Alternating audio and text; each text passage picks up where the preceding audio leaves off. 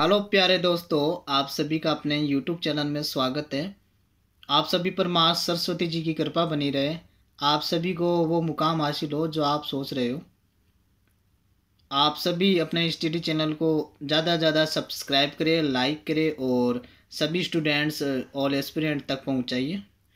तो आज करते स्टार्ट। आज हम बात करेंगे महाजनपद।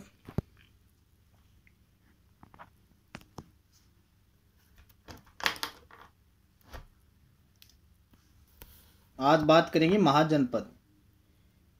महा प्लस जन प्लस पद अर्थात बड़ी संख्या में ग्रामीण व शहरी बस्तियां, उनको हम महाजनपद कहते हैं। सबसे पहले हम बात करते हैं महाजनपद। महाजनपद किसे कहते हैं? बड़ी संख्या में जो ग्रामीण बस्तियां व शहरी बस्तियां हुआ करती थी प्राचीन भारत में उसे हम महाजनपद कहते हैं। जैसे जन यानी लोग, जनपद यानी लोगों की बसावट, तलहटी बोल सकते हैं, प्रशासनिक इकाइयाँ होती है प्राचीन भारत में, उनको हम महाजनपद कहते हैं। बताया जाता है कि आर्य यहाँ की सबसे प्रभावशाली जनजाति रही है जिसे जन कहते हैं, और आर्यों से ही जन शब्द निकला, फिर जनपद हुआ, लोगों की तलहटी बोल सकते हो, और फिर हुआ प्राचीन भारत में राज्य या प्रशासनिक इकाइयाँ होती थी जिसमें गणराज्य थे कई, वो महाजनपद थे। महाजनपद 16 महाजनपद थे। आइए करते स्टार्ट। 6ठी शताब्दी ईसा पूर्व भारत में 16 महाजनपद थे। आप सभी अपनी नोटबुक पेन निकाल कर रखिए, और जैसे जैसे ये टॉपिक आपको बताए जाते हैं, जैसे जैसे ये टॉपिक यहाँ लिखे हुए हैं, वैसे आप अपने हैंड रिटन नोट्स बनाइए। मैं पहले भी बोला और अभी भी बोल रहा हूँ कि जब तक आप खुद के हैंड रिटन नोट्स नहीं बनाओगे तब तक आपको खुद के एग्ज़ाम में कोई फ़ायदा होने वाला नहीं है। कोचिंग और मार्केटिंग वो हमें गाइड कर सकते हैं, वो हमको मार्ग दिखा सकते हैं, बट उस मार्ग पर चढ़ना वो हमारा काम है। हम एक पथिक है, राह दिखाने वाला चाहिए। हम ओनली एक पथिक है। जब हमें पता है कि ये रास्ता उधर जा रहा है तो हमारा फर्ज बनता है कि उस मंजिल को तय करने के लिए उस पर रास्ते पर चलना। और जब तक उस रास्ते पर नहीं चलेंगे तब तक वो मंजिल नहीं मिल सकेगी हमें।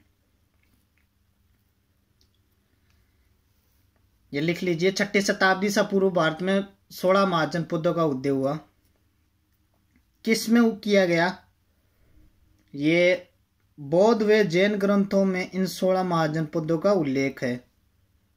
बौद्ध में अंगुत्तर निकाय, जैन में भगवती सूत्र।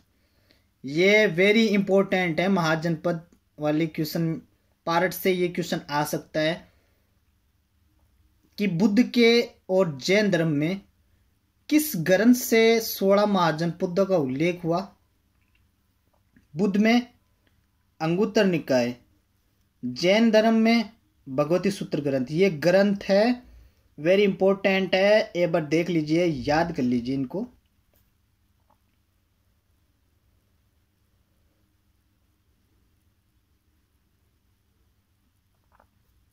बुद्ध में अंगुत्तर निकाय, जैन में भगवती सूत्र में इन 16 महाजनपदों का उल्लेख है। 16 महाजनपद पहले इनको लिख लीजिए, फिर अपन समझते हैं इनके बारे में।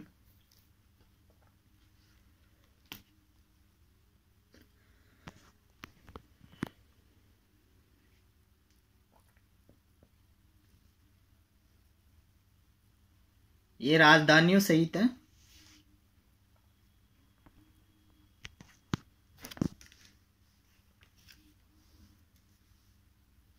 अंग,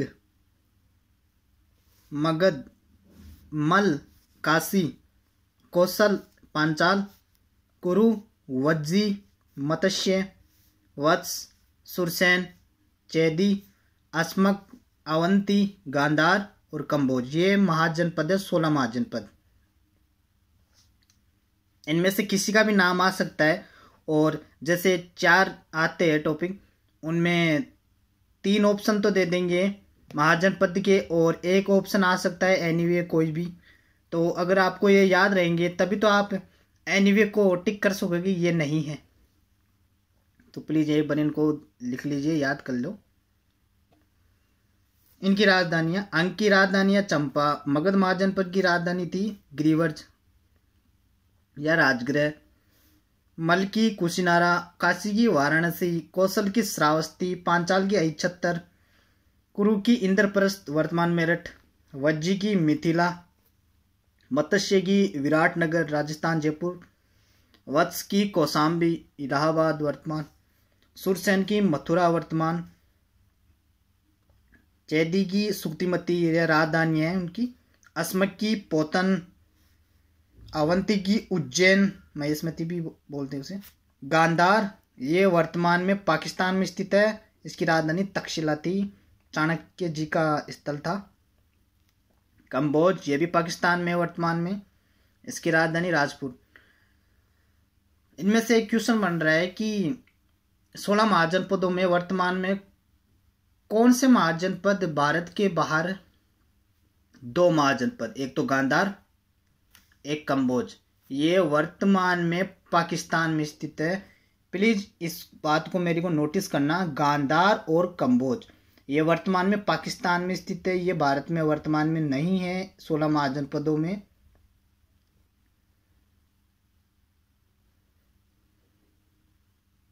आइए बात करते हम सर्वशक्तिशाली वंश जो 16 महाजनपदों में रहा है, मगध, इसके राजवंश के बारे में और राजवंश में कौन कौन प्रमुख थे उनके बारे में।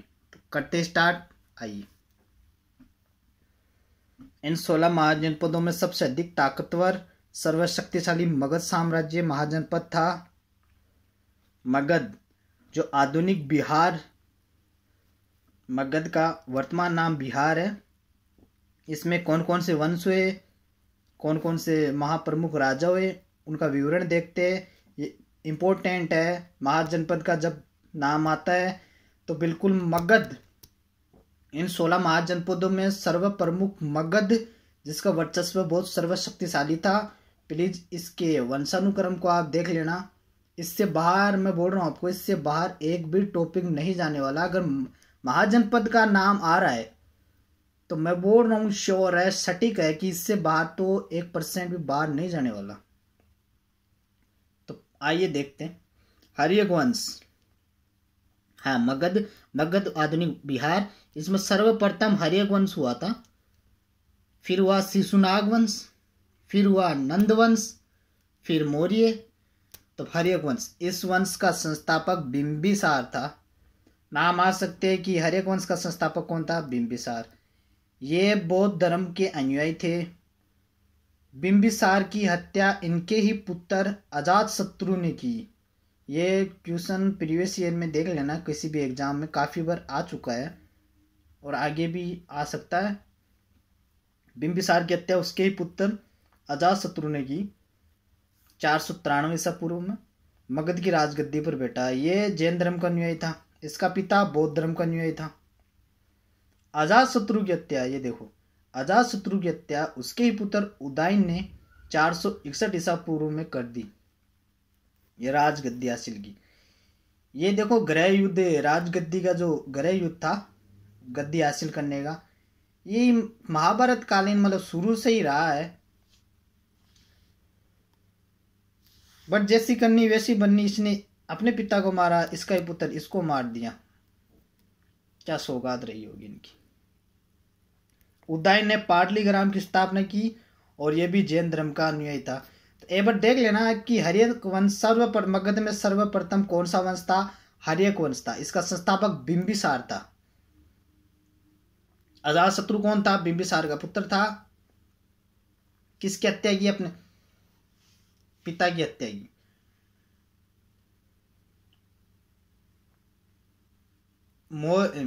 महाजनपद में किस राजा ने अपने पिता की हत्या की, राजगद्दी हासिल की, अजातशत्रु ने।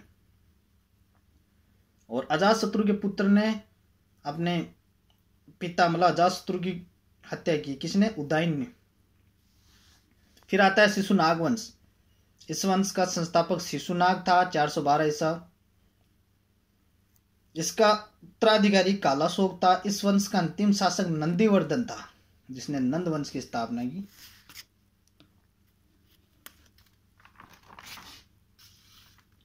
नंद वंश, इस वंश का संस्थापक महापद्मनंद था, जिसे परशुराम का दूसरा अवतार भी कहते हैं। ये इंपॉर्टेंट है, एक बार देख लेना। परशुराम का दूसरा अवतार किसे कहते हैं? महापद्मनंद को। इस वंश का अंतिम संस्थापक गणानंद था, जो सिकंदर का समकालीन था। गणानंद को चंद्रगुप्त ने युद्ध में हराकर एक नए विशाल अखंड साम्राज्य मौर्य वंश की स्थापना की थी।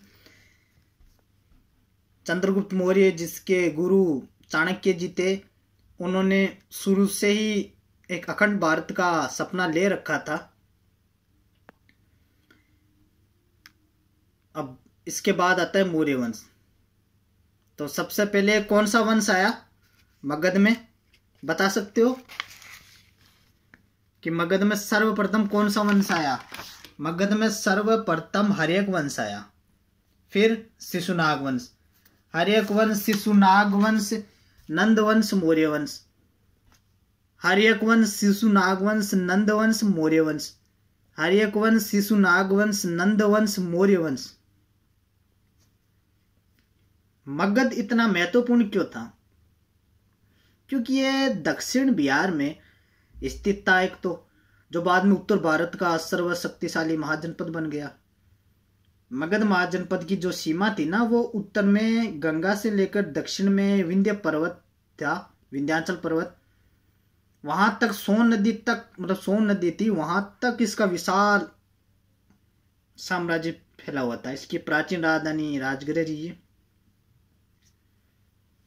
अब बात करते हैं मौर्य वंश, जो वेरी इंपॉर्टेंट है। मौर्य वंश हर एग्जाम के लिए, अगर महाजनपद का उल्लेख आता है और मौर्य वंश ना आए, वो तो बहुत इंपॉर्टेंट है मौर्य वंश। तो प्लीज लिख लो आप इसको। मौर्य वंश, इस वंश का संस्थापक चंद्रगुप्त मौर्य था, जिसने 322 ईसा पूर्व में गद्दी हासिल की। इनका जन्म 345 ईसा पूर्व में पीपली वन गणराज्य गोरखपुर में हुआ। गणानंद को हराने में इनके गुरु चाणक्य, जिन्हें हम विष्णुगुप्त भी बोलते और कौटिल्य भी बोलते, जिन्हें हम विष्णुगुप्त भी बोलते और कौटिल्य भी बोलते, मतलब चतुर कूटनीतिज्ञ थे, अर्थशास्त्र के ज्ञाता। इनकी पुस्तक अर्थशास्त्र, जो राजनीति और आर्थिक संबंध से संबंधित थी। चाणक्य जी एक महान विद्वान, कूटनीतिज्ञ, राजनीतिक ज्ञाता रहे। वह एक सर्व गुण संपन्न बोल सकते हैं हम उनको। उनकी जो चाणक्य नीति है, चंद्रगुप्त को उन्होंने ज्ञान दिया था, शिक्षा दी थी बचपन से। साम दाम दंड भेद, 4 विधि से कोई अगर राजा बनना चाहता है तो साम दाम दंड भेद, ये 4 नीति अपने दिमाग में बसा ले और उस नीतियों के हिसाब से ही चले, तो बिल्कुल वो एक विशाल सम्राट बन सकता है।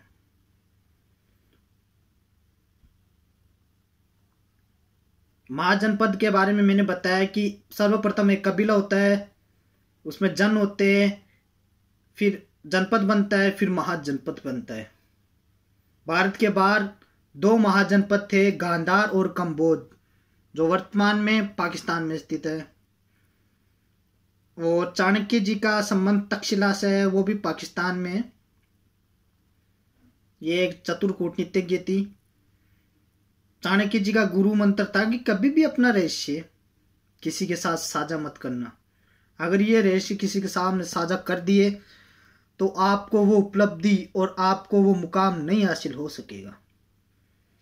चाणक्य जी को भारत का मैकियावेली भी कहा जाता है। ये भी एक याद करना कि भारत का मैकियावेली किसे कहा जाता है? चाणक्य जी को कहा जाता है। इनकी पुस्तक अर्थशास्त्र, भारत का मैकियावेली, चाणक्य जी। चंद्रगुप्त जैन धर्म का अनुयायी था। चंद्रगुप्त जी पर एक प्रमुख क्वेश्चन ये भी है इम्पोर्टेंट कि चंद्रगुप्त जी ने कौन सा धर्म अपनाया था? जैन धर्म। फिर इन्होंने अपनी राजधानी राजगृह से पाटलिपुत्र, वर्तमान पटना जो बिहार की राजधानी है, वहाँ की सेल्यूकस निकेटर जो यूनानी सिकंदर था, सेल्यूकस निकेटर ने मतलब सिकंदर का सेनापति था यूनानी। सेल्यूकस निकेटर ने अपनी पुत्री हेलेना, सेल्यूकस निकेटर से संधि की थी चंद्रगुप्त मौर्य ने। इसने अपनी पुत्री हेलेना की शादी चंद्रगुप्त से की। इनके दरबार में सेल्यूकस का राजदूत मेगस्थनीज, यहां से इंपॉर्टेंट क्वेश्चन जाने वाला है। इनके दरबार में सेल्यूकस का राजदूत मेगस्थनीज था, जिसकी पुस्तक का नाम इंडिका था। बता दो, अगर ये प्रीवियस ईयर में किसी ने अगर एग्जाम दी हो, कोई भी एक एग्जाम नहीं, एनीवे कोई भी एग्जाम, 4 से क्वेश्चन ना आ चुका, आया हुआ है और आता रहेगा ये क्वेश्चन।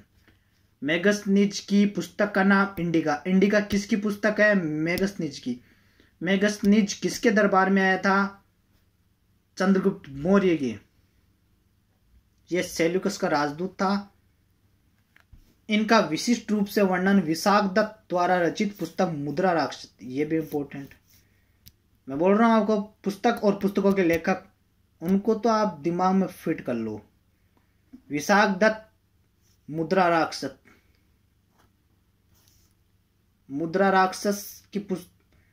मुद्रा राक्षस पुस्तक के रचयिता कौन है? विशाखदत्त। विशाखदत्त की पुस्तक मुद्रा राक्षस। इंडिका मेगस्थनीज, मेगस्थनीज की पुस्तक इंडिका। सैंड्रोकोटस किसे कहते हैं? ये इंपॉर्टेंट क्वेश्चन है और ये हटकर है, तो इससे तो आप याद कर ही लेना। सैंड्रोकोटस किसे कहते हैं? चंद्रगुप्त मौर्य को। किसने कहा? विलियम जोन्स ने कहा। विलियम जोन्स ने किसको सैंड्रोकोटस कहा? चंद्रगुप्त मौर्य को। चंद्रगुप्त मौर्य को सैंड्रोकोटस कहा। किसने कहा? विलियम जोन्स ने। ठीक है। पाटलिपुत्र में स्थित इनका विशाल महल लकड़ी से निर्मित था। इन्होंने अपने प्राण उपवास पद्धति संलेखना, ये याद आया होगा आपको, संलेखना जैन धर्म में बताया था मैंने। संलेखना उपवास पद्धति द्वारा शरण बेलगोला में अपने प्राण त्यागे। इन्होंने अपने प्राण कहाँ त्यागे? श्रवण बेलगोला में।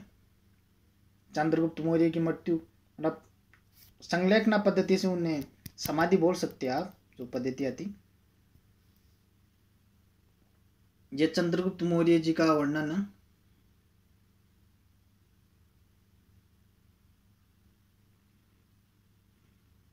मगध इतना शक्तिशाली क्यों था? मगध शक्तिशाली इसलिए था कि एक तो जो वहां की खेती थी वो प्रचुर मात्रा में थी, क्योंकि वहां की भूमि अच्छी खासी उपजाऊ थी। पास में नदी थी गंगा का, और खास तौर से लोहे की खदानें थी जिनका भंडार था। लोगों की प्रचुर मात्रा में कार्यशैली अच्छी खासी रही है, और वहाँ की अच्छी खासी सेना, इसमें हाथी वगैरह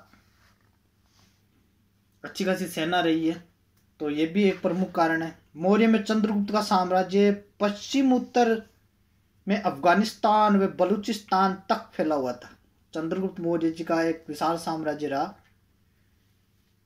चाणक्य जैसे गुरु जिसके साथ हो तो क्यों नहीं एक अखंड साम्राज्य में विशाल सम्राट के रूप में जाने गए चंद्रगुप्त मौर्य।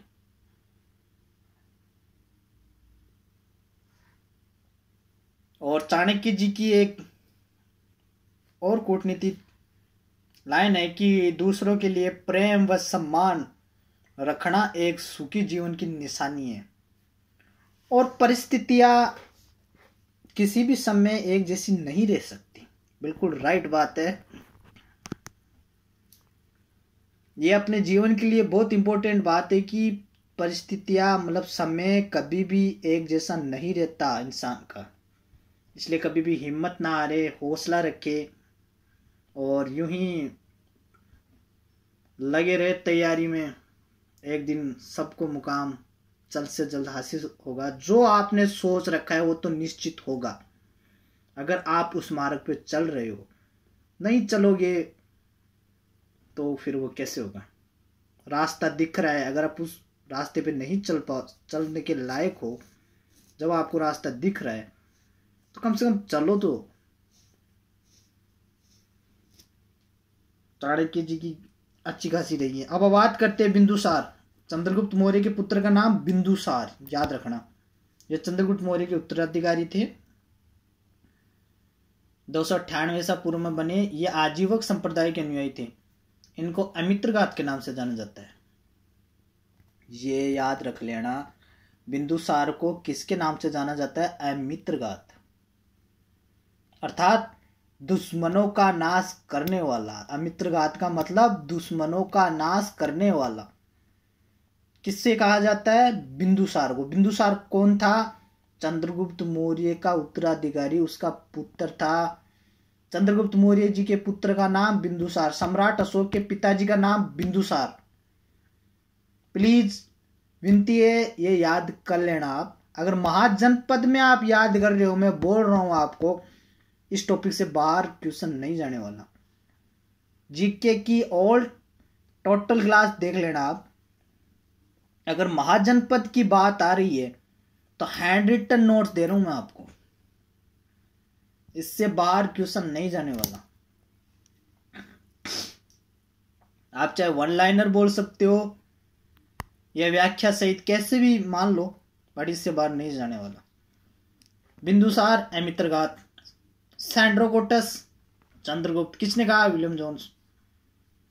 इन्होंने मैत्रीपूर्ण पत्र में व्यवहार में सीरिया के शासक एंटियोकस, उस समय कोई राजा था एंटियोकस जो सीरिया का शासक था, से 3 वस्तुएं मांगी: मीठी मदिरा, सूखी अंजीर व दार्शनिक, जिसे सोफिस्ट की मांग की, परंतु दार्शनिक को छोड़कर सभी मांग भेजी गई। अब बात करते हैं इनके पुत्र। सम्राट अशोक इंपॉर्टेंट है, लिख लो आप प्लीज।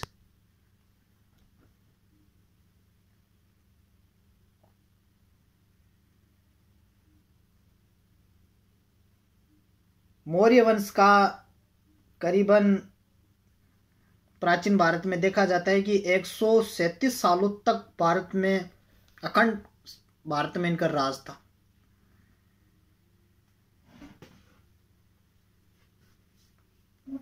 सम्राट अशोक, इनका जन्म 304 ईसा पूर्व पाटलिपुत्र पटना में हुआ। इनकी माता का नाम सुभद्रांगी, इनके पिता का नाम बिंदुसार, तथा 269 ईसा पूर्व में राजगद्दी पर बैठे कौन? सम्राट अशोक। इन्होंने बौद्ध धर्म का प्रचार किया। याद रखना, चंद्रगुप्त मौर्य तो जैन धर्म, सम्राट अशोक बौद्ध धर्म। इनके पिता आजीवक संप्रदाय। इनका सर्वप्रथम नाम मास्की व गुर्जरा के अभिलेख में मिलता है। याद रखना, ये टॉप लाइन याद रखना। इनके शिलालेखों की भाषा प्राकृत, बिल्कुल इंपॉर्टेंट है। इनको देवनाम पियदसी, अर्थात देवों में प्यारा,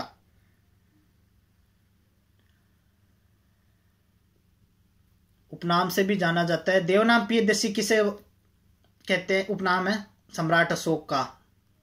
ब्रह्मी लिपि में लिखे गए इनके शिलालेखों को सर्वप्रथम जेम्स प्रिंसेप ने 1837 ईस्वी में पढ़ा था। ये लाइन आप याद कर लेना, लिख लीजिए कि इनके शिलालेखों को सर्वप्रथम किस अंग्रेज ने देखा था? जेम्स प्रिंसेप 1837 ईस्वी में पढ़ा था। अशोक ने 261 ईसा पूर्व में कलिंग, जो वर्तमान में उड़ीसा में युद्ध किया, जिसके बाद इन्होंने बौद्ध धर्म को अपनाया था। बौद्ध धर्म को इन्होंने कब अपनाया? कलिंग युद्ध, जो विशाल भयानक भीषण नरसंहार हुआ था इस युद्ध में, जिसके कारण इनका मन विचलित हुआ और निर्दयी मन से इन्होंने फिर बौद्ध धर्म अपनाया। इन्होंने मतलब दयाशील भावना जगी और इन्होंने देखा कि ये तो मैंने बहुत गलत कर दिया, भीषण नरसंहार कर दिया।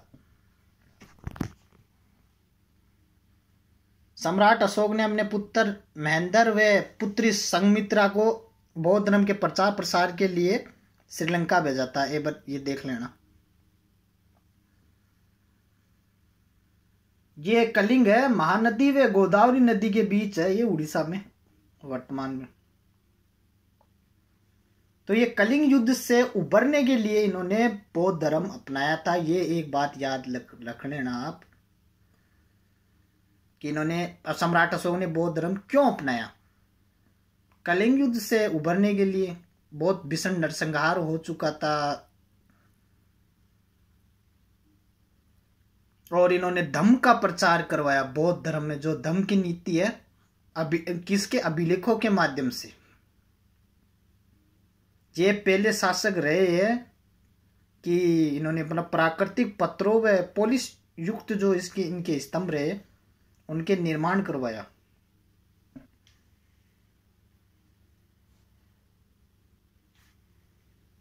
लिख लिए।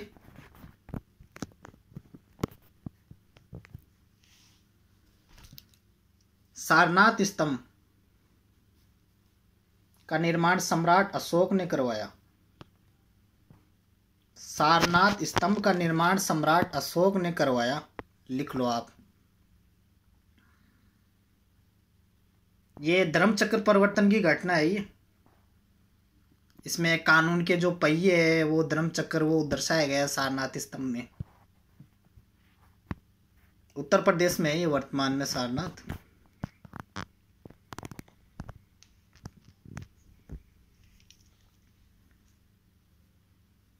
सांची का स्तूप मध्य प्रदेश का निर्माण भी इन्होंने करवाया था सम्राट अशोक ने। इनका निधन 232 ईसा पूर्व पाटलिपुत्र पटना में हुआ था। प्लीज एक बार देख लेना सम्राट अशोक जी।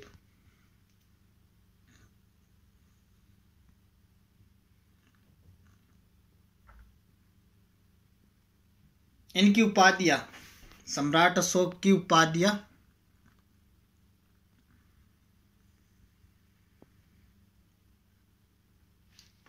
अशोक ये मास्की के लघु शिलालेख है। देवनाम प्रियस अशोक गुर्जरा शिलालेख में। अशोक मौर्य ये रुद्रदामन का जूनागढ़ अभिलेख है, उसमें नाम इनका अंकित है। पियदसी राजा ये बराबर के गुहा लेख में है। अशोक वर्धन ये पुराणों में है और राजा अशोक ये नेटुर के लघु शिलालेख में उपाधि है, ये पूछी जा सकती है। अंतिम मौर्य सम्राट बृहदर्थ थे। मौर्य वंश के अंतिम मौर्य सम्राट बृहदर्थ थे। संस्थापक चंद्रगुप्त मौर्य थे।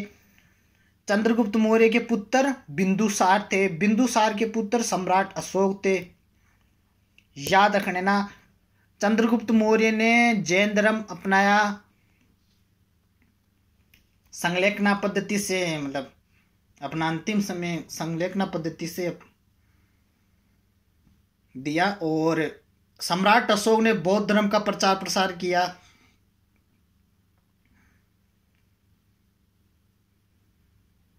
बौद्ध धर्म क्यों अपनाया सम्राट अशोक ने? कलिंग युद्ध के कारण। इसमें भीषण नरसंहार हो चुका था। इनका मन विचलित हुआ और देखा कि बिल्कुल मैंने बहुत गलत कर दिया, तो मतलब निर्दय भावना जगी इनके मन में। फिर उन्होंने बौद्ध धर्म अपनाया। और सारनाथ आप जानते हो कि गौतम बुद्ध जी ने अपना प्रथम उपदेश दिया था, याद हो तो। वहीं इन्होंने धर्मचक्र सारनाथ स्तंभ बनाया। ये धर्मचक्र परिवर्तन की घटना का स्मारक है, जिसमें कानून के पहिए और धर्मचक्र प्रदर्शित किए गए हैं। कहाँ? सारनाथ में। सारनाथ स्तंभ याद रख लेना, ये बौद्ध धर्म से संबंधित है। सांची का स्तूप का निर्माण भी इन्होंने कराया मध्य प्रदेश में वर्तमान में। ये सारनाथ उत्तर प्रदेश में। इनका निधन 232 ईसा पूर्व पाटलिपुत्र पटना में हुआ। उपाधियां और अंतिम मौर्य सम्राट बृहदर्थ। कौटिल्य मौर्य वंश के जो संस्थापक थे चंद्रगुप्त जी उनके गुरु थे। मौर्य काल में व्यापारियों के संगठन को संभूत समुत्थान तथा व्यापारियों के नेता को सार्थवा कहा जाता है। ये आ सकता है, याद कर लो कि मौर्य काल में संभूत समुत्थान किसे कहते हैं? व्यापारियों के संगठन को, और सार्थवा व्यापारियों के नेता को।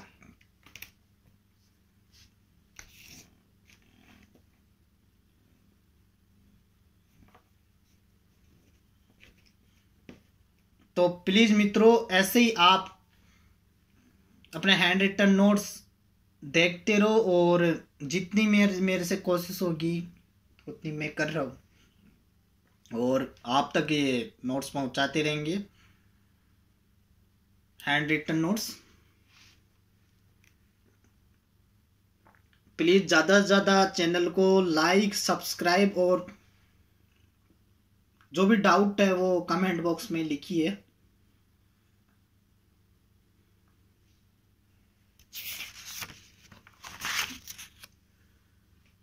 ये 16 महाजनपद, इनको आप याद कर लेना एक बार,